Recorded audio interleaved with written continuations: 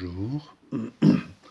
Alors maintenant, on va essayer de faire l'expérience pour trouver la valeur de L que j'ai déjà ici réglé sur un Henri plus ou moins sous l'action d'un signal triangulaire délivré par un petit GPF. Donc ce GPF là n'est pas assez fiable, mais on va bricoler avec. Donc de GBF, regardez là, de GBF, je vais maintenant vers la bobine. Voilà. Maintenant de la bobine. Donc l'essentiel ici, c'est qu'il faut trouver une résistance qui est très grande devant celle de la bobine. La bobine là, c'est de 12-14, donc prenez des kilo-ohms. Donc j'ai ici un 8,8 kilo-ohms. Ici j'ai 15. Là, j'ai 15 et là, j'ai à peu près 30 kilos. Donc, je vais commencer avec la 8. Donc, ici, c'est la 8. Voilà. Et je ferme. Rien que ça. Voilà. Vers le moins. Donc, maintenant, qu'est-ce qu'il faut? Il suffit maintenant de brancher l'oscilloscope. Donc, je vais prendre l'oscilloscope, le jaune. Par exemple, un canal, le canal que je vais mettre le jaune. Voilà le jaune. Donc ce jaune-là, donc je vais la masse entre la bobine et la résistance, c'est-à-dire ici. Regardez. Et je vais mettre le x10. Regardez là. C'est x1, x10. Mettez-le x10 pour simplifier les choses. Et je vais visualiser la tension aux bornes de la résistance. Voilà. Maintenant, je vais prendre le deuxième canal. Toujours, j'ai la même masse. Là, j'ai la même masse. Et l'autre, c'est aux bornes de condensation, aux bornes de la bobine. Donc, je vais prendre un fil qui est de l'autre côté, voilà, et je vais le brancher ici. C'est très simple. Voilà. Maintenant, je vais passer et voir ce qu'il y a dans l'oscilloscope, ce qu'il va montrer. Voilà. Et regardez ce que j'ai.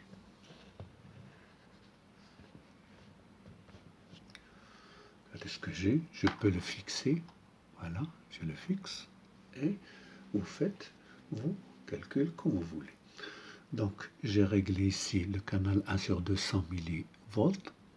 Le canal 2, c'est-à-dire le canal jaune, que j'ai dit qu'il faut multiplier par 10. Faites attention. Et pour le vert, il faut, donc c'est x1, donc il n'y a pas de problème, je l'ai réglé sur 1 volt. Donc qu'est-ce qu'il faut maintenant?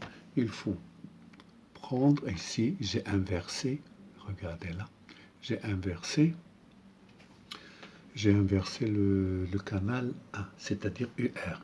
Il est devenu moins UR, parce qu'on a UR est égal à LDI sur DT. UL est égal à LDI sur DT. I est égal à U sur R, DI sur DT est égal à DU, donc D2UR sur DT. Donc il faut trouver le rapport entre UL et D2UR sur DT. Le coefficient K, c'est L sur R, et L, c'est R fois ce coefficient. Donc, automatiquement, je vais essayer de faire un petit calcul simple que je vais vous montrer. Bon. Moi, je n'ai pas ici un GBF fiable. Seulement, je vous montre le calcul, pas plus.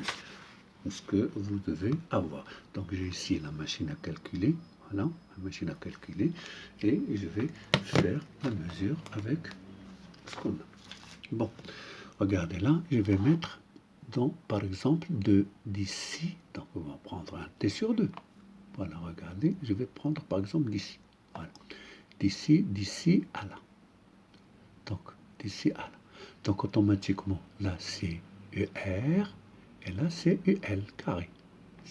Donc, ça, c'est une fonction affine, et là, c'est une constante. Donc, il y a une relation entre cette fonction qui est affine et celle qui est constante. C'est la dérivée, pas plus. Donc, alors, regardons là. Donc, ici, je vais voir UL. Je la mesure le maximum à la UL. d'ici à là, regardez, d'ici à là, et je divise par 2. Donc UL, ça va, regardez là, il est ici, c'est 230 millivolts. 230 millivolts, donc UL c'est la moitié. Donc UL égale à 0,1, 0,230 divisé par 2. 0,230 divisé par 2 égale 0,115. Donc UL égale à 0,115 volts. Voilà.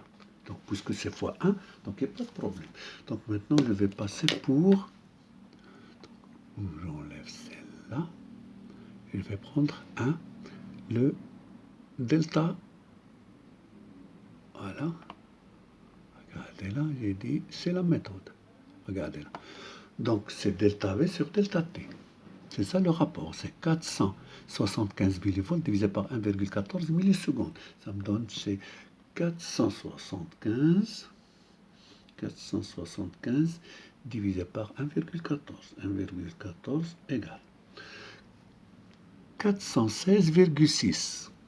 Mais puisque on a la sonde sur 10, c'est-à-dire que la mesure qui est là, il est 10 fois plus petite, donc je dois multiplier par 10. Donc multiplier par 10, ça me donne 4166. 4166.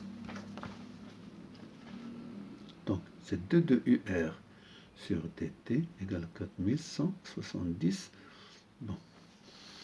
Donc le rapport L sur R, ou bien L égale R multiplié par UL sur D de UR sur dt égale. R c'est 8,2. Bon, voilà. Je vais mettre le calcul. Donc 8,2 kg, c'est-à-dire multiplié par 1000, égale. Ça c'est R multiplié par UL. UL, qu'on a dit, c'est 0,115. 0,115 égale. Donc 0,115, on doit multiplier, regardez la relation. Faites vos calculs. Donc L égale à R fois UL sur T de UR sur dt. D de UR sur dt, c'est 4166. UL, c'est 0,115. Et R, c'est 8,2. Donc, voilà, c'est ce que j'ai fait. 8,2 multiplié par 1000, parce que c'est kilo, égale 8200. Oui. Multiplié par UL qui est 0,115, 0,115 égale 943. Divisé par D de UR sur 4166. 4166. Regardez là, c'est 0,226. Donc, c'est L. Donc, il n'y a pas de problème. Moi, je ne vais pas prendre cette mesure en considération parce que je n'ai pas un GBF qui est assez fiable. Et voilà. Donc, on a trouvé L. C'est la méthode du signal triangulaire. Ça sert comme ça.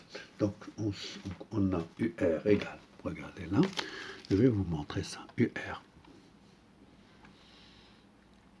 UL égale RI plus LDI sur DT. D'accord, regardez là, vous voyez bien. Tel que UR est égal à RI. UR est égal à RI. Puisque petit r c'est 14 ou 12 ohms et l'autre c'est 8000, donc petit r négligeable devant grand R. Donc celle-là, il part. Donc I égale UR sur R et DI sur DT égale à D de UR. DI sur DT, c'est 1 sur R. Voilà. D de UR sur DT. Et voilà. Donc UL égale L sur R, D de UR sur DT. Voilà, c'est tout. Donc vous mesurez. Donc L égale R fois UL sur D de UR sur DT. Voilà. avec un bon GPF, ça tombe exact, j'en suis sûr. Merci bien. Pourquoi? Pour moi, il y a une dérive. Parce que celui-là, pour le fonctionnement du circuit intégré, c'est-à-dire le circuit intégré qui me donne les signaux, regardez là, j'ai pas un zéro, j'ai pas le zéro ici. Regardez, pour le verger, le zéro, mais le 1. Donc si je mets un condensateur pour me remettre le zéro, donc ça on entre dans le problème de RLC. Donc il n'y a pas de problème. Et voilà, merci. Donc j'espère que vous faites l'expérience, mais attention à la fréquence. Attention, il faut chercher la fréquence adéquate pour avoir un signal carré. Sinon, ça tombe pas bien. Merci.